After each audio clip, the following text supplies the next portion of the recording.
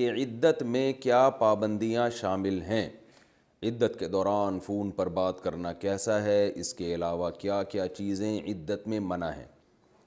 دیکھیں، عدت میں دو چیزیں ہوتی ہیں۔ پہلی تو بات یہ کہ ایک ہوتی ہے طلاق کی عدت، ایک ہوتی ہے موت کی عدت۔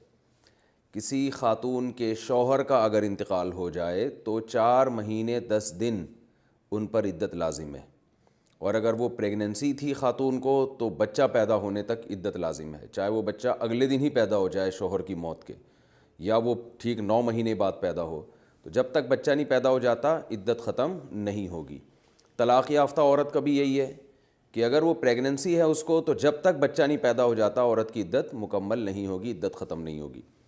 باقی یہ کہ اگر پریگننسی نہیں ہے تو پھر موت کی جو عدت ہے، شوہر اگر مر جائے تو 4 مہینے 10 دن، اور طلاق کی عدت ہے 3 مینسز، 3 دفعہ مینسز آ کے گزر جائیں۔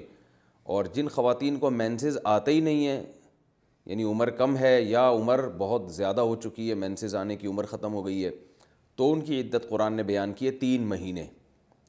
تو اس عدت جو ہے نا، جب بھی عورت عدت گزارے گی، چاہے طلاق کی ہو یا موت کی عدت ہو، تو ایسی صورت میں عورت پر 2 اہم پابندیاں ہیں۔ نمبر 1، گھر سے نہیں نکل سکتی وہ شوہر کے گھر سے۔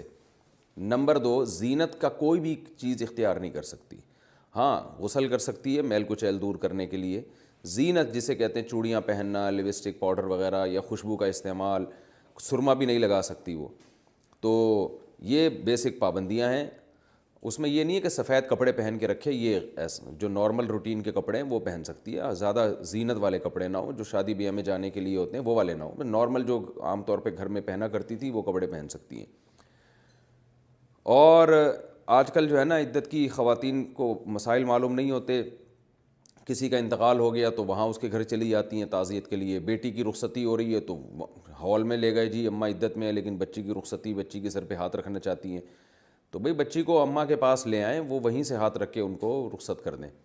تو جو ہے نا، عدت اللہ تعالیٰ کا ایک حکم ہے عورت کے اوپر کہ عدت گزارنا لازم ہے، اور قرآن و سنت میں بہت وضاحت سے اس کے حکام ہیں۔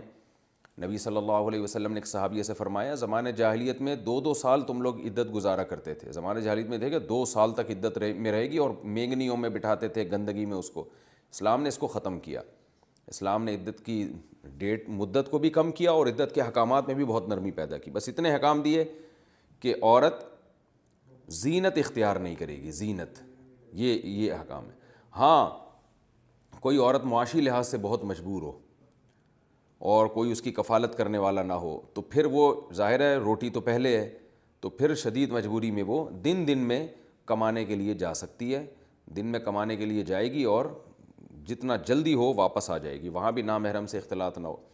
یہ جو مسئلہ پوچھا ہے کہ اس دوران فون پہ بات کر سکتی ہے، تو اگر ضرورت کی بات ہے تو فون پہ کی جا سکتی ہے، لیکن اپنے گھر کی 4 دیواری میں رہتے ہوئے، کوئی ضرورت کی اگر بات ہو۔ لیکن عورت پر جو نامحرم سے عام حالات میں بھی پردہ فرض ہے، عدت کے دوران یہ پردہ زیادہ فرض ہو جاتا ہے۔ عدت کے دوران نامحرم سے اختلاط یا بات چیت، بلا وجہ کی بات چیت، یہ زیادہ بڑا جرم ہے، زیادہ بڑا گناہ ہے۔